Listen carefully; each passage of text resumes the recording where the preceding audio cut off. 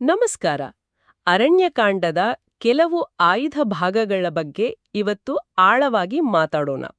ಅಂದ್ರೆ ವನವಾಸದ ಒಂದು ಮುಖ್ಯ ಘಟ್ಟ, ಅಲ್ಲಿನ ಸವಾಲುಗಳು, ಜ್ಞಾನ ಸಂಪಾದನೆ, ಆಮೇಲೆ ಕಥೆಗೆ ಒಂದು ದೊಡ್ಡ ತಿರುವು ಕೊಡುವ ಘಟನೆ. ಇದಕ್ಕೆ ಸ್ವಾಗತ. ನಮ್ಮ ಗಮನ ಮುಖ್ಯವಾಗಿ ರಾಮ, ಲಕ್ಷ್ಮಣ, ಸೀತೆ ಕಾಡಲ್ಲಿ ಹೋಗ್ತಾ ದೊಡ್ಡ ದೊಡ್ಡ ಋಷಿಗಳನ್ನ ಭೇಟಿ ಮಾಡೋದು, ಆಮೇಲೆ ಗೋದಾವರಿ ತೀರದಲ್ಲಿ ಆ ಪಂಚವಟಿ ಇದೆಯಲ್ಲ, ಅಲ್ಲಿ ನೆಲೆ ನಿಲ್ಲೋದು, ಮತ್ತೆ ಅಲ್ಲಿನ ಶಾಂತಿಗೆ ಹೇಗೆ ಭಂಗ ಬರುತ್ತೆ ಅನ್ನೋದರ ಮೇಲೆ ಇರುತ್ತೆ. ಹೌದು.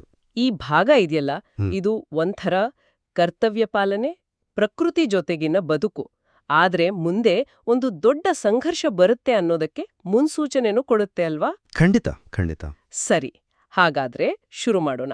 ಈಗ ಮೂಲಗಳ ಪ್ರಕಾರ ಇವರು ವನವಾಸದ ಶುರುವನ್ನಲ್ಲಿ ದಂಡಕಾರಣ್ಯದಲ್ಲಿ ಓಡಾಡ್ತಾರಲ್ವಾ, ಋಷಿಗಳನ್ನೆಲ್ಲ ಭೇಟಿ ಮಾಡ್ತಾ. ಹೌದು, ಅದು ಕೇವಲ ಸುಮ್ಮನೆ ಓಡಾಡೋದಲ್ಲ.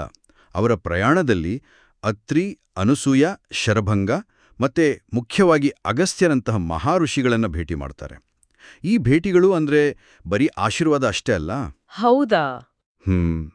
ಈಗ ನೋಡಿ, ಅಗಸ್ತ್ಯರು ರಾಮನಿಗೆ ವಿಶೇಷವಾದ ದಿವ್ಯಾಸ್ತ್ರಗಳನ್ನು ಕೊಡ್ತಾರೆ. ಆ ಕಡೆ ಅನಸೂಯಾದೇವಿ ಸೀತೆಗೆ ಅಲಂಕಾರಕ್ಕೆ ವಸ್ತ್ರಗಳು ಮತ್ತೆ ಪತಿವ್ರತ ಧರ್ಮದ ಬಗ್ಗೆನೂ ಉಪದೇಶ ಮಾಡ್ತಾರೆ. ಇದೆಲ್ಲ ಬರೀ ಆಧ್ಯಾತ್ಮಿಕ ಶಕ್ತಿ ಮಾತ್ರ ಅಲ್ಲ, ಮುಂದಿನ ಸವಾಲುಗಳಿಗೆ ಬೇಕಾದ ಒಂದು ತಯಾರಿ ಅಂತ ಹೇಳಬಹುದು.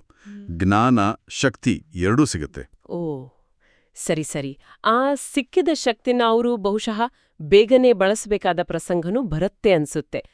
ಯಾಕಂದ್ರೆ ರಾಕ್ಷಸರಿಂದ ಋಷಿಗಳಿಗೆ ತೊಂದರೆ ಆಗ್ತಾ ಇರುತ್ತೆ, ಅವರಿಗೆ ರಕ್ಷಣೆ ಕೊಡ್ತೀನಿ ಅಂತ ಮಾತು ಕೊಡ್ತಾರಲ್ವಾ? ಹೌದು ಹೌದು. ಇಲ್ಲಿ ಧರ್ಮ ಪಾಲನೆ ಅಂದ್ರೆ ಅದು ಬರೀ ಋಷಿಗಳ ರಕ್ಷಣೆನಾ, ಅಥವಾ ತಮ್ಮ ವನವಾಸದ ನಿಯಮ ಪಾಲನೆ, ಪ್ರಕೃತಿ ಜೊತೆಗಿನ ಜೀವನ ಎಲ್ಲವೂ ಸೇರುತ್ತಾ? ಖಂಡಿತವಾಗಿಯೂ. ಇಲ್ಲಿ ಧರ್ಮ ಅನ್ನೋದು ಅದಕ್ಕೆ ಹಲವು ಮುಖಗಳಿವೆ. ಋಷಿಗಳನ್ನ ಕಾಪಾಡೋದು ಕ್ಷತ್ರಿಯ ಧರ್ಮ, ವನವಾಸದ ಕಠಿಣ ನಿಯಮಗಳನ್ನ ಪಾಲಿಸೋದು, ಅದು ಕೊಟ್ಟ ಮಾತನ್ನ ಉಳಿಸ್ಕೊಳ್ಳೋದು ರಾಜಧರ್ಮದ ಭಾಗ. ಈ ಎಲ್ಲಾ ಕರ್ತವ್ಯಗಳ ಜೊತೆಗೆ ಅವರು ಪ್ರಕೃತಿಯೊಂದಿಗೆ ಒಂಥರ ಸಾಮರಸ್ಯದಿಂದ ಬದುಕೋಕೆ ಪ್ರಯತ್ನ ಮಾಡ್ತಾರೆ. ಈ ಬ್ಯಾಲೆನ್ಸ್ ಇದೆಯಲ್ಲ, ಅದೇ ಈ ಭಾಗದ ವಿಶೇಷತೆ. ಸರಿ. ಈ ಪ್ರಯಾಣ ಮುಗಿದ್ಮೇಲೆ ಅವರು ಸ್ವಲ್ಪ ಶಾಂತವಾದ ಜಾಗ ಬೇಕು ಅಂತ ದಕ್ಷಿಣದ ಕಡೆ ಬರ್ತಾರೆ.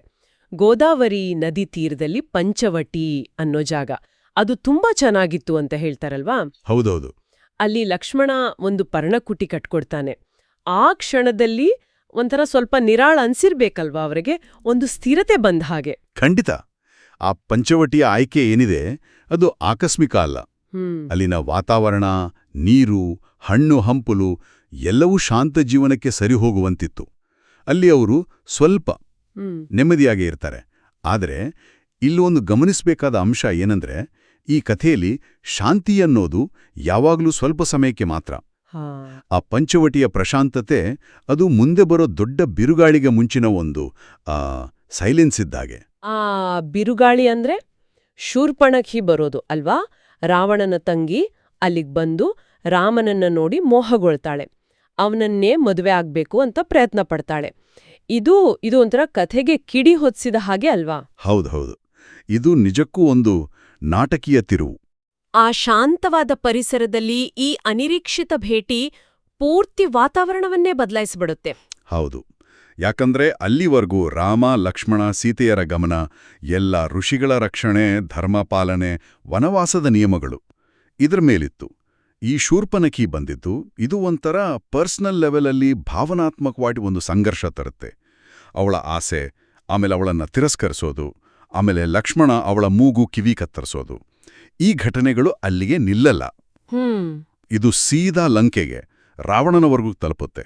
ಒಂದು ಚೈನ್ ರಿಯಾಕ್ಷನ್ ಶುರುವಾಗುತ್ತೆ. ಹೌದು, ನೀವು ಹೇಳಿದ ಹಾಗೆ ಒಂದು ಸಣ್ಣ ಘಟನೆ, ವೈಯಕ್ತಿಕ ಮಟ್ಟದ್ದು, ಅದು ಹೇಗೆ ಇಡೀ ಸಾಮ್ರಾಜ್ಯಗಳ ನಡುವಿನ ದೊಡ್ಡ ಯುದ್ಧಕ್ಕೆ ಕಾರಣ ಆಗತ್ತೆ ಅನ್ನೋದು ಯೋಚನೆ ಮಾಡುವ ವಿಷಯ. ಬಹುಶಃ ಅಗಸ್ತ್ಯರಿಂದ ಪಡೆದ ಆ ದಿವ್ಯಾಸ್ತ್ರಗಳೆಲ್ಲ ಅವುಗಳ ನಿಜವಾದ ಅವಶ್ಯಕತೆ ಈ ಘಟನೆ ಆದ್ಮೇಲೇನೆ ಜಾಸ್ತಿ ಆಗತ್ತಾ?